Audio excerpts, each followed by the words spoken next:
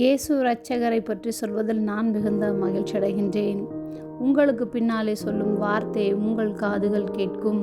ஏசாயா 30:21 நீங்கள் வலதுபுறமாய் சாயும் போதும் இடதுபுறமாய் சாயும் போதும் வழி இதுவே, இதிலே நடவுங்கள் என்று உங்களுக்கு பின்னாலே சொல்லும் வார்த்தையை உங்கள் காதுகள் கேட்கும். இந்த மே மாதத்தில் அநேகர் உங்கள் பிள்ளை எந்த ஸ்கூலில் எந்த காலேஜில் சேர்க்க போகிறீங்க, காலேஜ் முடிச்சுட்டானே வேலை கிடச்சிருச்சா, என் பிள்ளைகளுக்கு அங்கே வேலை கிடச்சிருக்கு, அவ்வளோ சம்பளம், இங்கே அட்மிஷன் கிடச்சிருக்கு என்று சொல்லலாம்.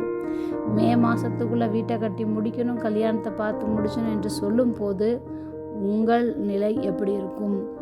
தேவனாகிய கர்த்தருடைய வார்த்தைகளை கவனித்து கேட்கும்போது அவர் உங்களை நடத்துவார். பிற சத்தங்களுக்கு நாம் செவி சாய்க்க கூடாது. அவர்களுடைய வார்த்தைகளினால் நாம் சோர்ந்தும் போய்விடக்கூடாது.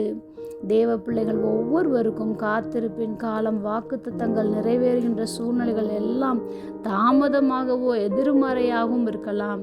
ஆனால் கர்த்தரை தேடுகிறவர்களுக்கு ஒரு நன்மையும் குறைவுபடாது என்ற வார்த்தையின்படியாகவே தேவனுடைய வழி நடத்துதல் என்றும் இருக்கும்.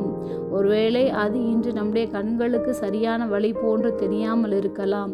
ஆனால் நாம் வலதுபுறமும் இடதுபுறமும் சாய்ந்தாலும் வழி இதுவே, இதில் நடவுங்கள் என்று உங்களுக்கு பின்னாலே சொல்லும் வார்த்தை உங்கள் காதுகள் கேட்கும். நீங்கள் நம்பி நடந்து செல்லுங்கள். ஜெபம்.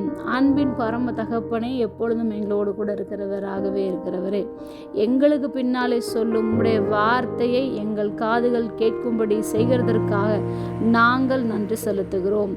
இயேசுவின் நாமத்தில் பிதாவே, ஆமென்.